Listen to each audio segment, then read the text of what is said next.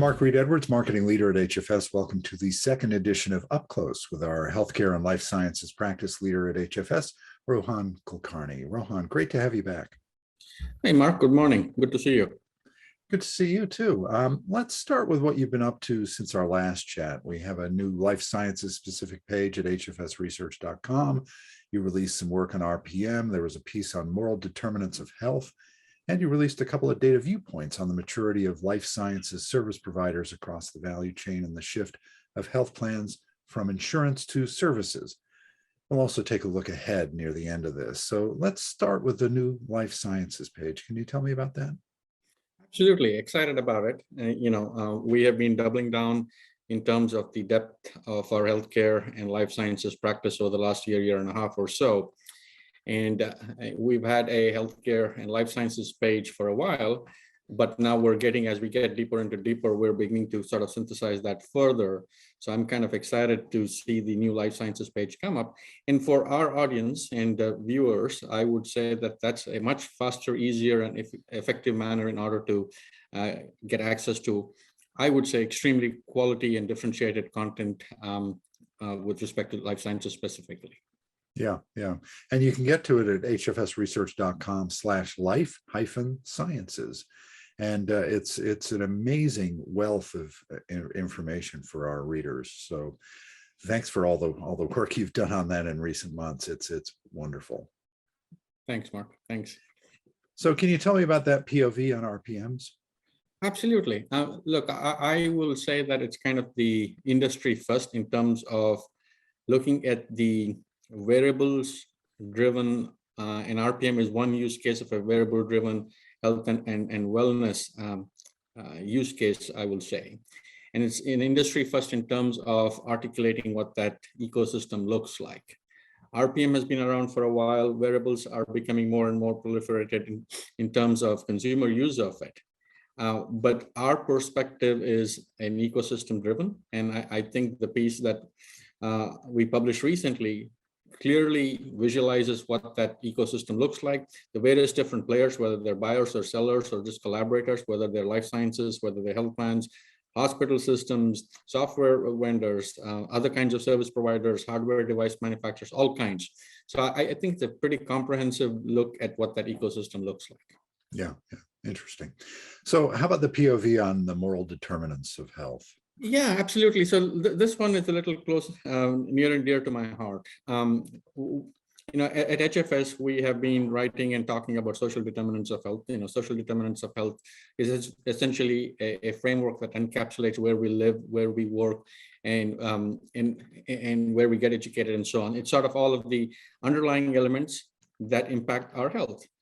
And the U.S.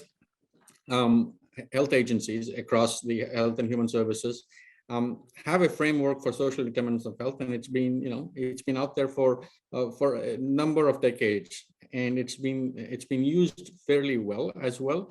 However, you heard me say this, that in America we're getting sicker, we're living shorter, and we're spending more money, right? Which is a terrible intersection of things to come together, despite the fact that we're using social determinants of health. And as we begin to dig into that, I've come across another framework called the moral determinants of health, which is really an upgrade of the social determinants of health by adding to it empathy, fairness, and equity. So with Dr. Sapna Ravula of EXL Services, we developed a perspective that we published on this moral determinants of health, and I think it is something that is in great need and attention as we go forward. Yeah. It's interesting to see that perspective, and you did such a wonderful job on that. So you were also busy with a couple of data viewpoints. Can you tell me about those? Absolutely. So look, last time you and I spoke, we spoke about the life sciences top 10 that we published in the November-December timeframe. And we continue to look back at that data. And one of the things that we published as part of the data point of view is the maturity of our service providers across that life sciences value chain. And what I will tell you is, to me, what gets me excited is the fact that service providers for a very long period of time were in the business of doing what they were asked by the enterprises, by the life sciences enterprises. The quality and the maturity of their capabilities have gotten them to a point where they've earned themselves a seat at the table, and now it's a function of them collaborating with their clients more and more. And some of them are also at a point where they can actually disrupt the marketplace because of the sophistication of those capabilities. And I think we have the data to back up that thesis here. That's great. So it was an action-packed month. What can we expect in the weeks and months to come? So let me call out three things that I am looking at. One is we're working on our healthcare provider services top 10, which will be published in the June timeframe. We are in the middle of the analysis at this point in time. And I will tell you, it is exciting because of the healthy slate of almost 20 different service providers who will be profiled as part of that top 10. The other thing that I am actually double downing on is the evolution of health plans. Health plans are health insurance companies, as we all know.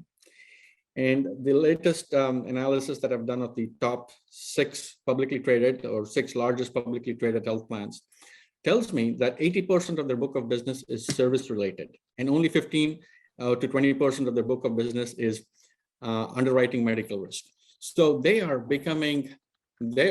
seemingly getting to be more of a service provider than an insurance or a financial institution.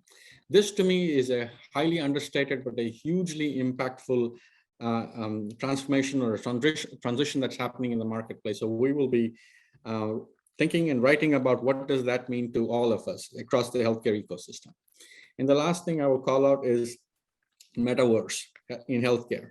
We will be busting the myth versus reality here in the next month and a half or so about Metaverse there. So that's kind of what is planned for the next several weeks, Mark. Well, that's great. Thanks, Rohan. It was great to get this update from you. I look forward to getting together with you again next month. To learn more, head over to hfsresearch.com. And thanks for tuning in, and we'll see you on the next HFS videocast. Thanks, Mark.